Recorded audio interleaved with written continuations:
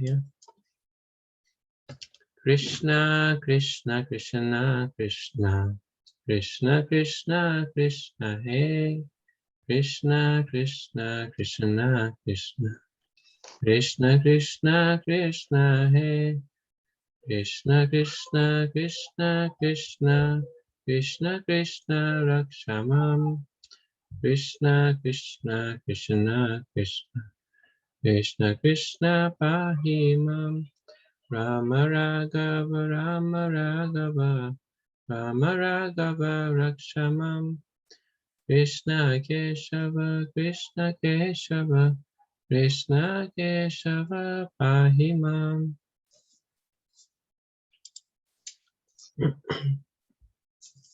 So probably said we're reading from this chapter number 33, and the paragraph is, some ask that if Krishna is self-sufficient. Yeah. Okay. So this is a section where Sukadeva Goswami is explaining the reasons behind Krishna's rasa dance. Yeah. Okay, so let's continue reading from here then. So we'll hand it over to you. Some ask that if Krishna is self-sufficient, why did he at all manifest the pastimes with the gopis, which are disturbing to the so-called moralists of the world? Tan says that such activities show special mercy to the fallen conditional souls.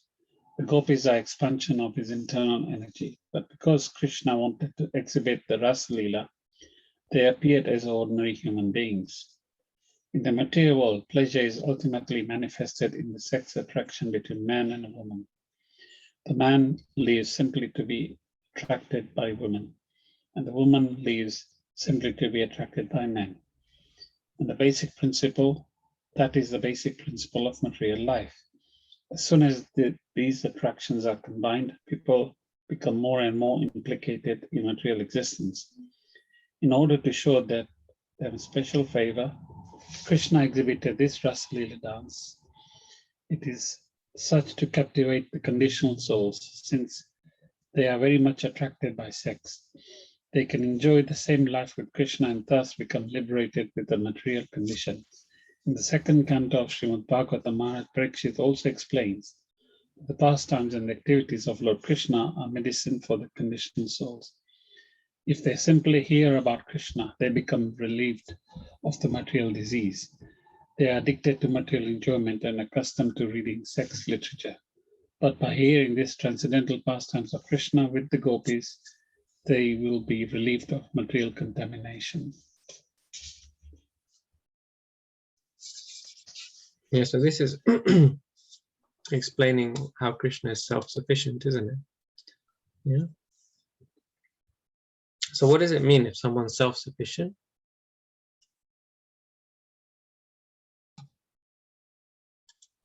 Hare Krishna, Prabhu. Hare Krishna. It means you don't need anyone. You don't rely on anyone, you don't need anyone. Yeah. DIY job. Yeah. Don't need a plumber, don't need a builder, don't need an electrician. Yeah. DIY, do it yourself. So Krishna is a DIY man. He's self-sufficient. Yeah. So for pleasure, when it comes to pleasure, Krishna is self-sufficient. Yeah. He's self-satisfied. He can be happy just by himself. Are we self-sufficient? What's the difference? I think we need people, or we need we can't, because we're not perfect, so we are always in need of something or another. Could be other people, or it could be other senses. You know, you may need the will to be wanted, the need to be wanted, the need to be loved, or the need to serve. So So we're not self-sufficient. Yeah, the need to serve is there. That's a really nice point. Anyone else give any explanations why we can't be self-sufficient?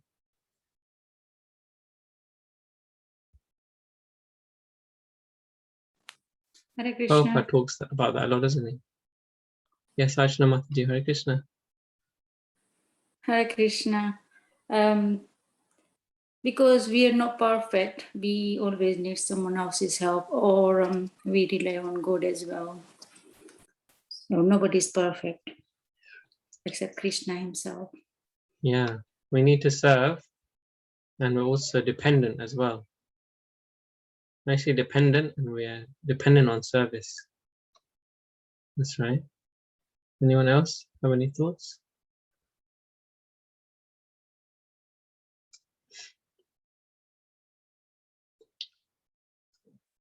So there is a philosophy which directly opposes this idea that we are dependent, and this idea that we need to serve, and that philosophy is called Mayavad. Mayavad basically means I can become self-sufficient. I don't need anyone. I don't need anything.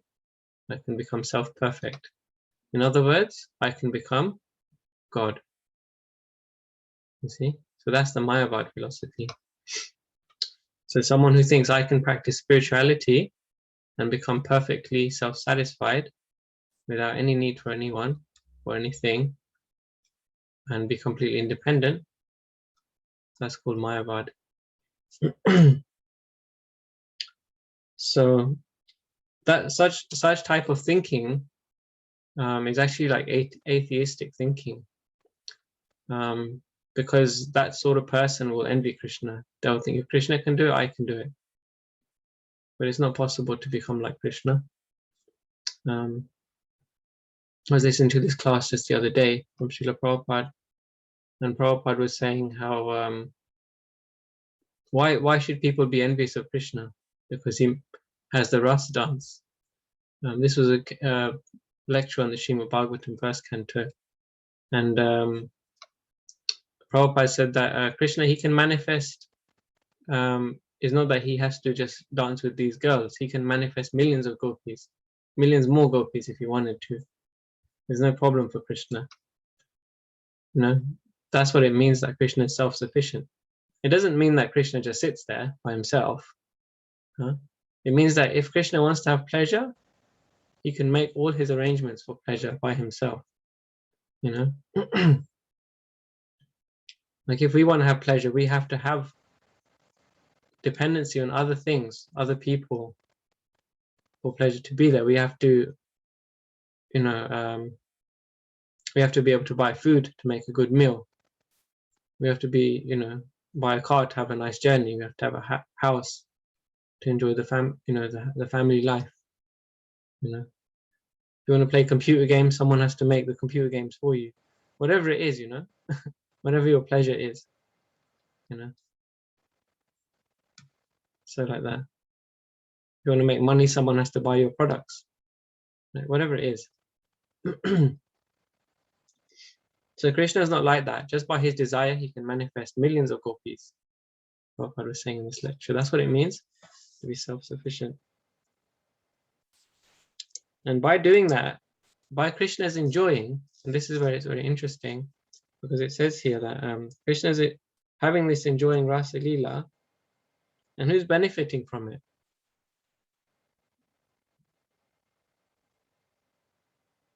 Of course, Krishna is benefiting from his enjoyment, and the gopis are benefiting, but who else?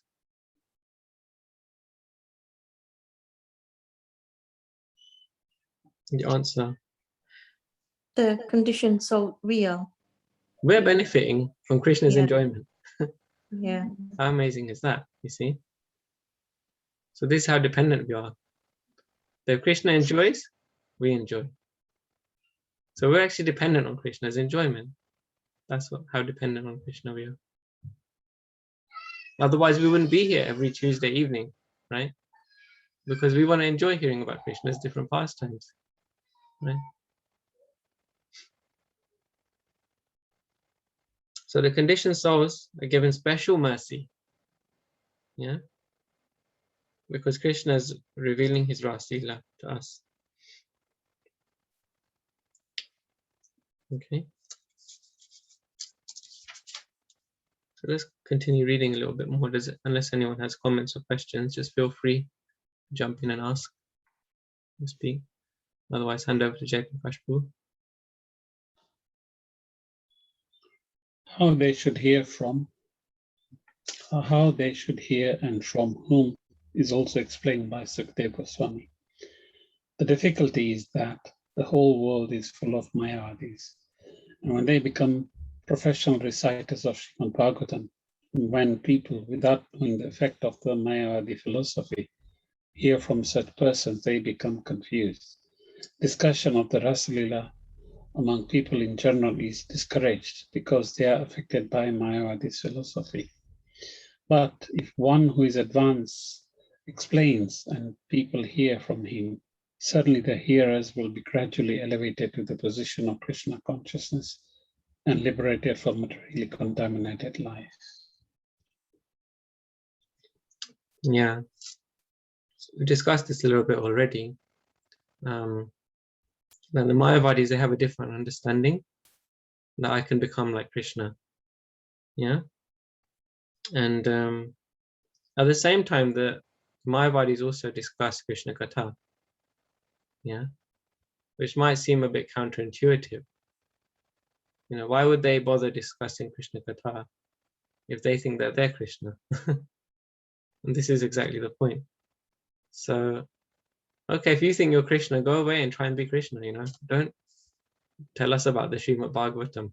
Leave that to the devotees of Krishna. This is our point. The pastimes of Krishna should be discussed by the devotees of Krishna. Yeah. Now, the other thing which is in this is that, see, by default, in the material world, everyone is, to some greater or lesser degree, they have this concept of Mayavad. Yeah, they have this concept of wanting to be Krishna, wanting to be God, or wanting to be served, wanting to be the center of attention, and these kind of notions. Yeah, that's like the default position in the material world. That's why there's a material world. Yeah, and so when you get a whole world full of people like that, and then some of them want to, you know, so-called enlighten us, then we're bound to be misled. And probably many of us have experienced that, being misled by so-called religious leaders, you know, so-called Kathakas who speak on Krishna Katha and other topics which Krishna teaches. There's a world filled with that.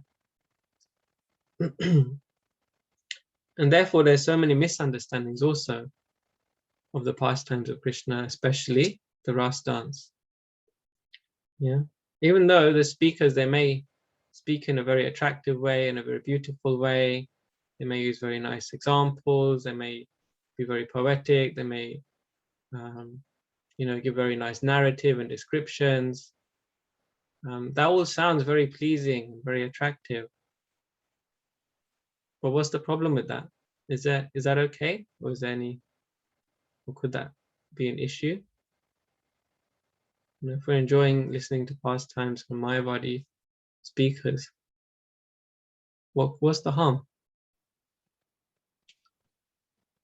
The harm being that we've been misled and we won't ever go back home, back to Godhead, because we're just going in a different tangent ourselves if we don't listen to a bona fide spiritual master like Srila Prabhupada or his disciples.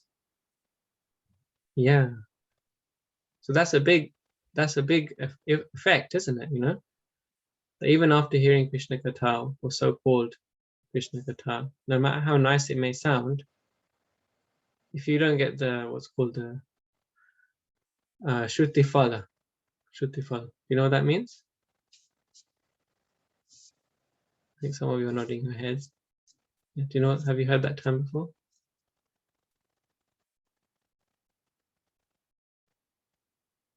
Phal means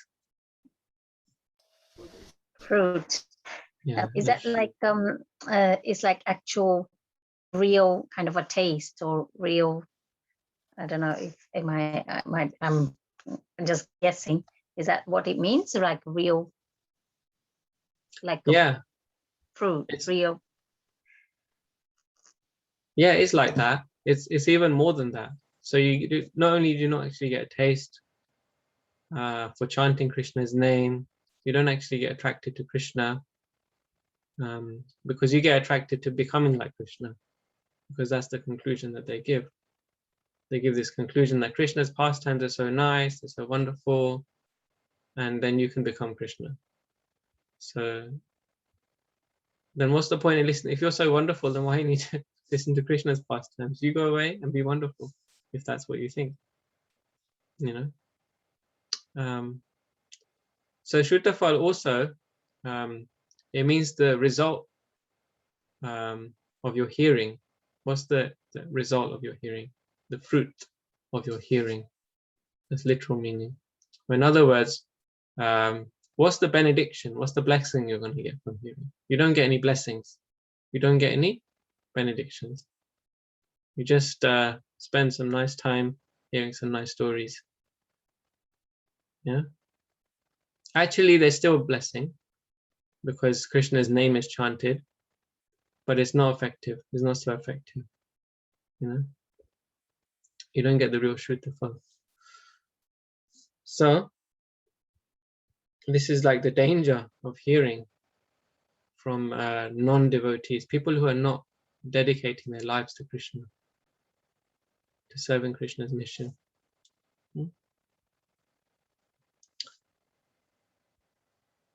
Okay, so we can continue reading on from here. Anyone else like to read after this paragraph?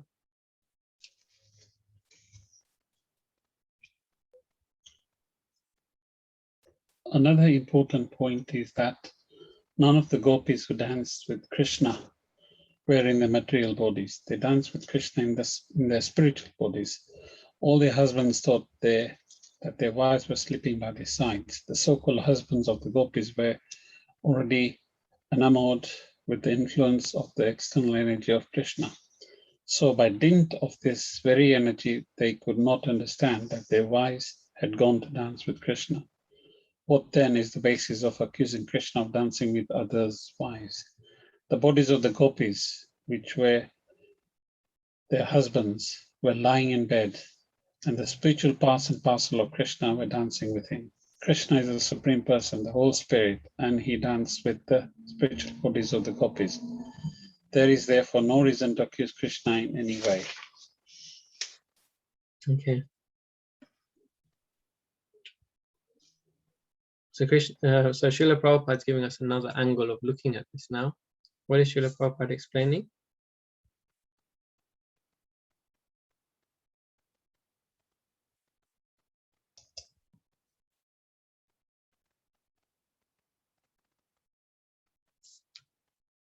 So he's explaining there's two bodies, isn't it? That we all have two bodies. And what are those bodies?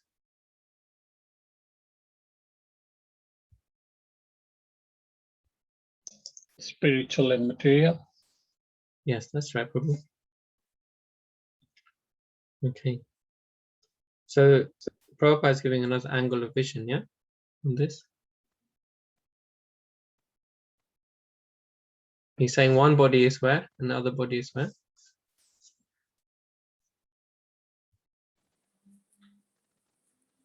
One body is with Krishna. Yes. So, yeah, they're dancing with Krishna, and one body is with their husband at home. Yeah. So Prabhupada is giving us some extra insight now into what's happening. So the gopis, when they left their families, they also left their bodies behind. See? They also left their bodies behind. You know, in medical world, they have this term OBE. Have you heard that term before? Has anyone heard of that before? OBE is a medical term. It's actually a known phenomena in the medical world. OBE means out-of-body experience. Out-of-body experience.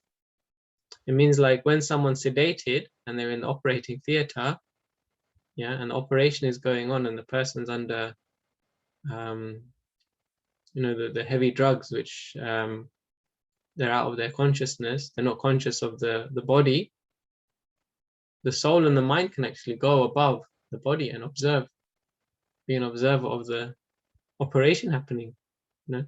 And the soul and the mind, it just goes above and is looking down and seeing the operation happening on their bodies.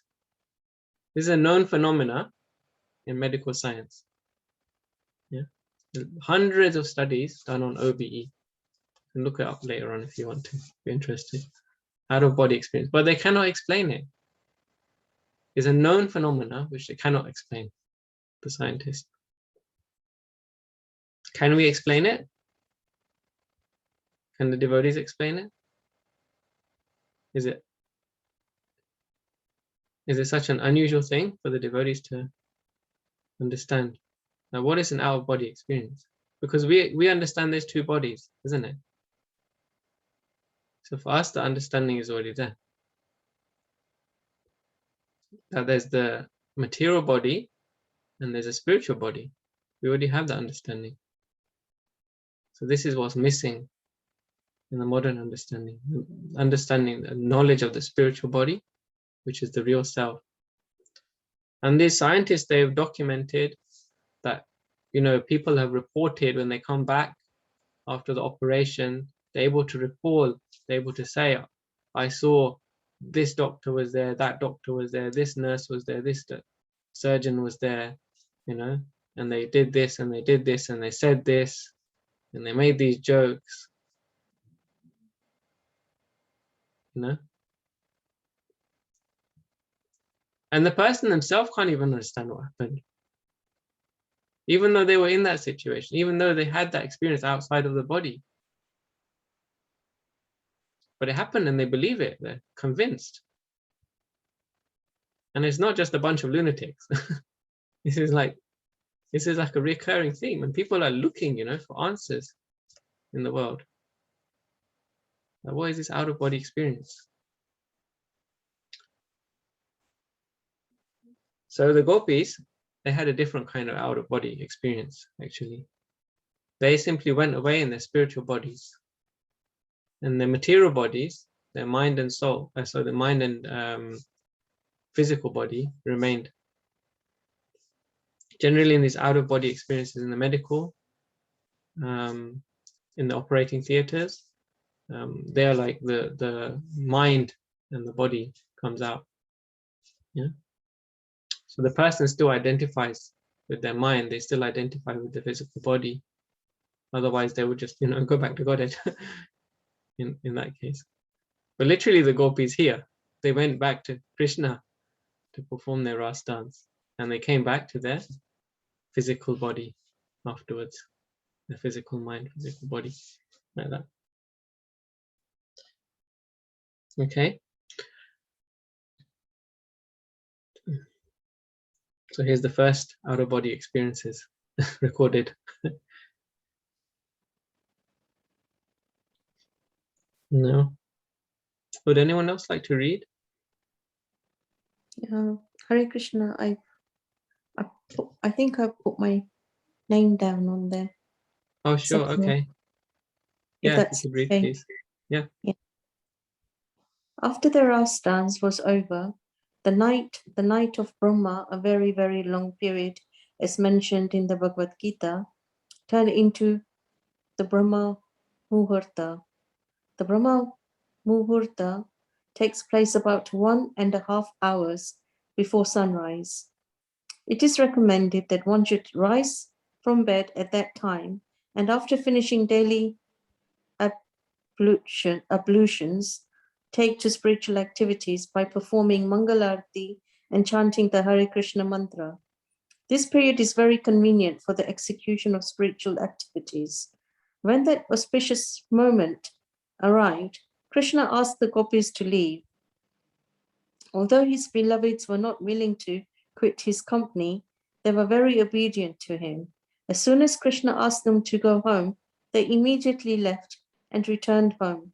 Sukadev Goswami concludes this episode of the Ras Leela by pointing out that if a person hears from the right source about the pastimes of Krishna, who is Vishnu himself, and the gopis who are expansions of his energy, then he will be relieved of the most dangerous type of disease, namely lust. In other words, one who actually hears the Ras Leela will become completely freed from the lusty desire of sex life and elevated to the highest level of spiritual understanding. Generally, because they hear the Ras Leela from Mayavadis and they themselves are Mayavadis, people become more and more implicated in sex life. The conditioned soul should hear the Ras Leela dance from an authorized spiritual master and be trained by him so that he can understand the whole situation. Thus, one can be elevated to the highest standard of spiritual life. Otherwise, one will be implicated.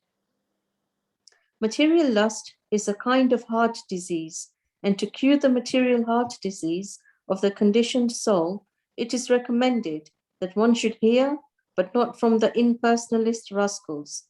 If one hears from the right source with right understanding, then his situation will be different.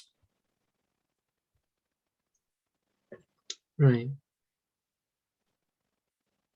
So a lot of things have been mentioned in this paragraph by Srila Prabhupada. Beginning with the length of the night, how long that night was. It wasn't an ordinary night which the gopis went for the Ras dance. Yeah. How long was the night? Does anyone know? The night of.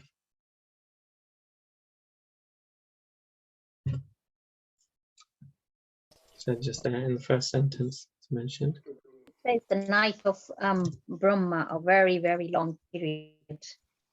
Yeah, the night of Brahma. How long is the night of Brahma? That's billion years. so a day of Brahma is supposed to be 4.32 billion years. Yeah. That's how just one day of Brahma is 4.32 billion years. And they said the night of Brahma is also 4.32 billion years. So one day and one night, yeah, is 8.64 together. Is one day and night, 24-hour period of Brahma. So how can we understand that? Even in physics, they have that understanding that the science of relativity, which was Einstein's theory, I think. So time and space is relative. That was basically what Einstein thought. And this is also proved in our Vedas, because Brahma's space, the place he is in, is higher, and therefore his time is broader as well. That's basically what our teachings are. And then the further you come down in the universe, the closer packed your time is, and the smaller your space. So the smaller concept of space you have, the smaller your lifespan. The shorter you live, and your concept of time. Does it make sense? Yeah. See, you're all quantum physicists. So all these things are there, in our scriptures. You can learn everything in our scriptures. It's amazing. You explained it so nicely, Prabhu. That's why. Thank you. I'm just repeating what Srila Prabhupada has said already. I'm just repeating it. Make sure I don't know anything. I'm just copying what I've been. Copy and paste. So, how long did the gopis dance for? I gave the answer. 4.32 billion years somehow. That's a big dance. It's a big dance. It's a big But party. I don't understand, Prabhu, that they had spiritual bodies when they were dancing, but you also mentioned earlier that they were exhausted after the dance. Then they went to bathe in the Yamuna. I mean, what's that? How does that work? So why did they get tired? It's their spiritual bodies, huh? Yeah. Well, why did they want to dance? Because if they had spiritual bodies. Well, if you're going to dance that long, I think you need a spiritual body. See, everything they're doing is for enjoyment, actually. You see? Yeah. Ras, it means in enjoyment. Yeah. So the whole program in spiritual life is enjoyment. Krishna's enjoyment, and if Krishna enjoys, then of course the servant of Krishna enjoys. Yeah. So the dynamics of that enjoyment changes. Yeah. The taste, the varieties, it changes. Sometimes they would dance. Sometimes they would be tired. Sometimes they would have Julan Yatra, sit on the swings. Huh? When it was very hot in the summer, then all the gopis, they wanted Radharani to sit on the swing, you know, because of the heat. The swing, it gives a very cooling effect because the motion of going forward and backward, you know, it creates a breeze. So all the gopis, they got Radharani on the swing because they wanted to serve Radharani. So then Radharani goes on the swing. So then the dance pastime stops and the Jula pastime begins. And then Radharani's feeling the cool breeze, feeling the pleasure of that pastime too. And then the Krishna is encouraging them to go faster and go faster and go faster. Yeah. And then Radharani, she becomes afraid of the speed of the Jula. So what does she do? She becomes afraid and she embraces Krishna. Krishna is too fast. And then all the gopis and gopas are like enjoying even more because now Krishna's caught Radharani. So you see, there's a lot of variety in the pastimes. And then sometimes they go for a swim, you know. So there's all these different activities in the spiritual world. So Ras dance doesn't just mean dance, and then Krishna says, now go home. But they stop, they get fatigued, and then they do another activity, they go swimming, or they have the Jula or whatever, you know. So is that okay, Prabhu? Yes, thank you for clarifying that. That's wonderful. Thank you, Abhi. Okay. So yes, the Brahma night is very long. And then there's a time of day known as the Brahma Muhurta time. Prabhupada says it's about 1.5 hours before sunrise. I think it's 1 hour 42 minutes. And that's actually the time which the Mangalarti would normally start, you see, in our temples. Of course, the sun rises at different time every day. So the 1 hour 42 minutes before sunrise will change every day as well. But to have a stable morning program, Prabhupada's given that time 4:30. Yeah, so that's just before sunrise, basically 1.5 hours before sunrise is when we have our Mangalarti. Yeah. So typically around 6 o'clock the sun would rise, that means. Now, that Mangalarti, you can understand from the name, is the most auspicious time of day. Yeah. So Prabhupada said here, isn't it? During the auspicious time of day, that's when Krishna asked his gopis to leave, to return home, and they obeyed him. So this is the most beautiful thing about going to Mangal Arti, actually, you know, because these pastimes, they're Nitya Leela, they're eternal pastimes. And if we attend Mangal Arti regularly, then, you know, we're seeing Krishna at that same time of day, which that's that time of day when they've just had the Rasa dance, you know. So Krishna is full of bliss. You know, we can think like that. Like, actually, this is the time of day which Krishna is full of bliss. It's the most auspicious time of day. Krishna is most happy. Krishna's Rasa dance is just finished, and he's now going to go into the next part of his day. Yeah. So this is the Mangalarti time. It's another way of looking at it. That's what Prabhupada's revealing to us here. Yeah.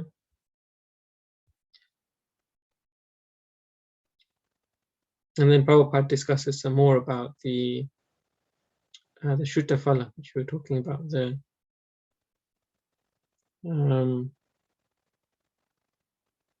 like the benefit of hearing from pure devotees. Yeah, and the difference between that hearing and the Mayavad hearing. So we discussed that already. Yeah. Is there any comments or questions? Yes, sorry, but we're just going back to that. I mean, so this one Brahma's night obviously is compressed into one Earth night. Hmm. So how would that work? Yeah, that's a good question. So again, it's like according to the theory of relativity, that you wouldn't ordinarily be able to do that, but because they're going in their spiritual bodies to enjoy with Krishna, therefore they're actually not under the influence of time at all. You know, that time it might as well have been 100 nights of Brahma. It may as well even be 100 years of Brahma. It doesn't actually matter, you know, because being in their spiritual bodies, the pastime is spiritual. It's not under the influence of time.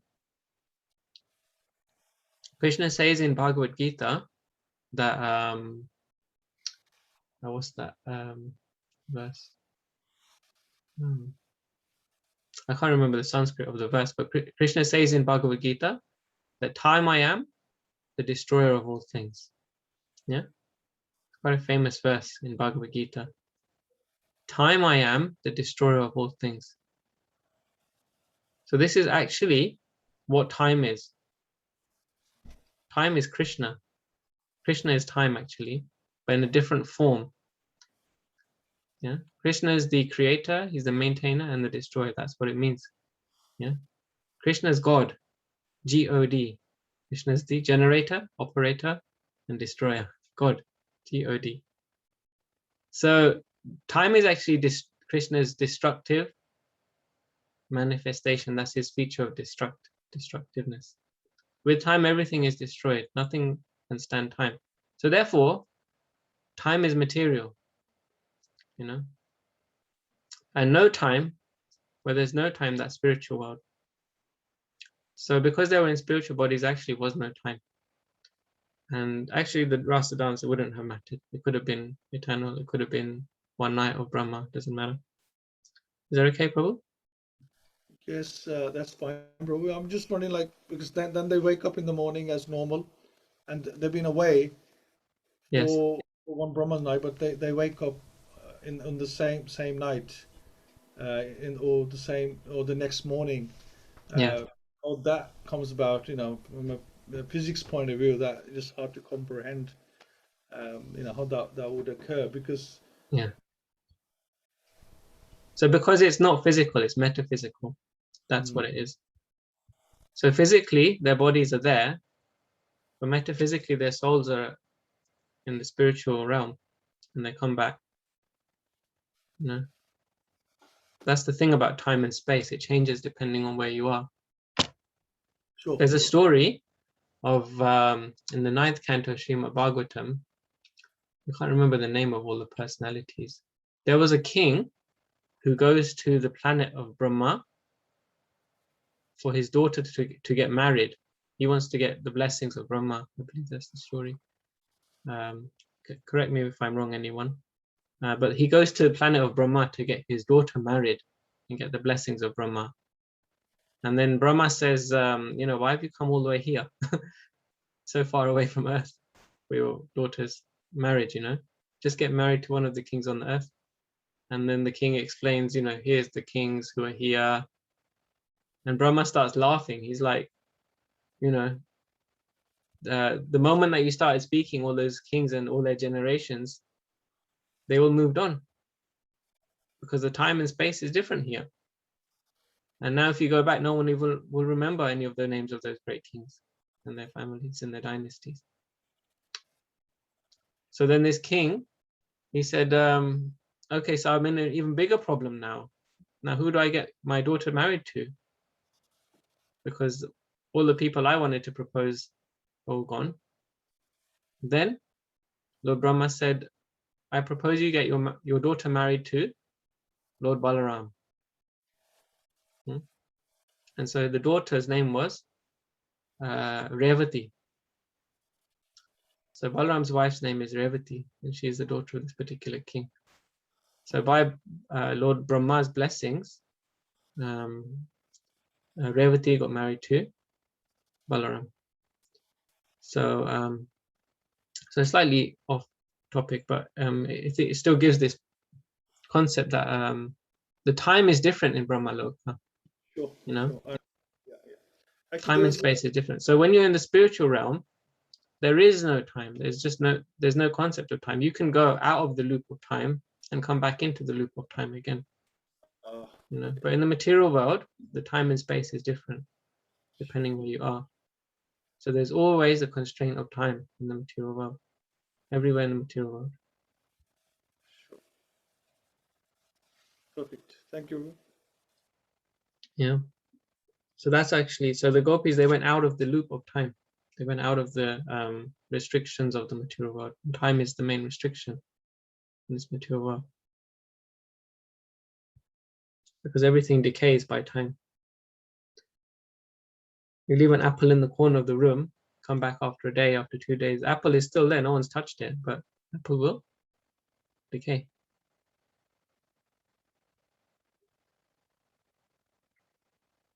I don't know if I answered that well enough, but that's my best attempt. No, that's fine, Prabhu. I understand. I mean, there's some films like that. You know, this astronomer goes away, leaves his young children, and he's stuck on a planet for half an hour extra. Comes back, his children have grown up by 10, 12 years. You know, just because he spent half an hour on another planet. So yeah, it's that concept for a start. You know that different planets will have different time concepts. Or you know, they 1 hour is like 12 years or hour time. So basically the point is the Ras dance took place in a spiritual realm, not in the material realm as we think. You know, in our on this planet, it was on a spiritual level. That's what you're saying. Yeah. Yeah, Krishna is showing us that actually he can do anything. Yeah. Krishna is showing us, even if we don't understand it technically, how Krishna is showing us anything is possible. You know, that in one night, Krishna can take the gopis away for, 4 million years. So this is what Krishna is showing us. Amazing. We may not be able to understand it, but that's what Krishna can do. Krishna is inconceivable anyway. We know that. Everything about this pastime is inconceivable.